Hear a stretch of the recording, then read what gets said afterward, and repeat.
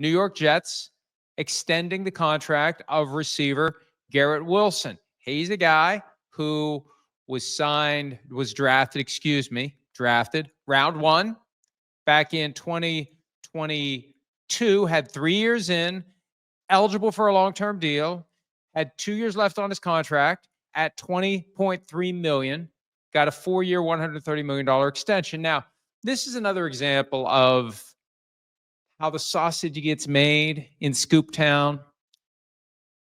The people who get the texts from the agents telling them that a new deal is done, they don't tell you it's a 6-year, $150.3 million contract. They tell you it's a 4-year, $130 million contract because that looks better.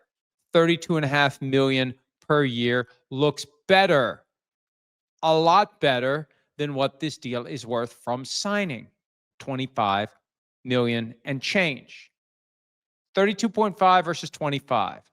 And the reality is, and I know I'm repeating myself, but I feel like I have to because I get these same questions all the time. There's no such thing as an extension. There's no 4-year, $130 million extension. There is a new 6-year contract between the Jets and Garrett Wilson for $150.3 million. And that's not a bad thing. That's a great contract. And he had 2 years before he could even start the franchise tag dance. Who knows what the team is going to look like? He got certainty. He has life-changing money. It's a good thing, but it's not $32.5 million per year over the next 4 years. It's $25 million per year over the next 6. They control his rights for 6 years. Now, at some point, if he continues to play at a high level, they'll tear it up and they'll give him a new deal. But they have him under contract for 6 more seasons. Not 4, not 5, not 3, but 6. So that's something to remember.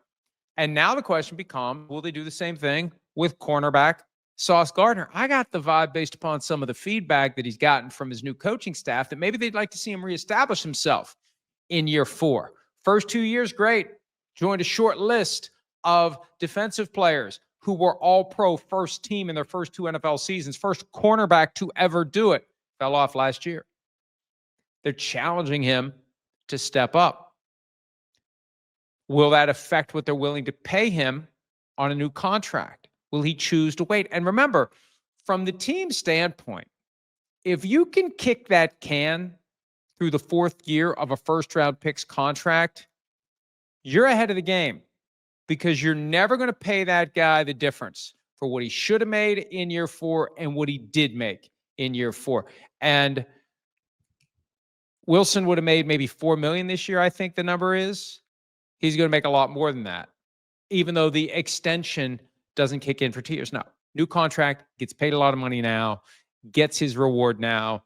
And some teams are inclined to get through that 4th year before they pay the player.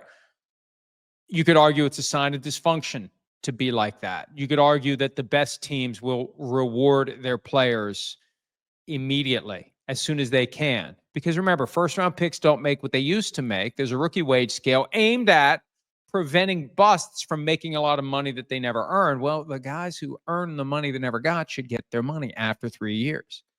That's the key. So could it be that the Jets are becoming not dysfunctional? Is it possible that new GM Darren Muji and new coach Aaron Glenn will counter the dysfunction flowing from the top of the organization? Hey, there are a few teams out there.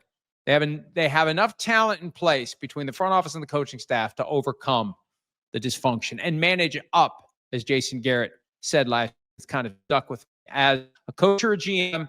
Not just managing down, you have to manage up, and you have to control your ownership, and you have to get them to maybe do what they wouldn't otherwise choose to do. So good for the Jets so far. Garrett Wilson under contract. And what a difference. Remember the report, Sunday splash from NFL media last year? If Aaron Rodgers comes back, Wilson may want to be traded.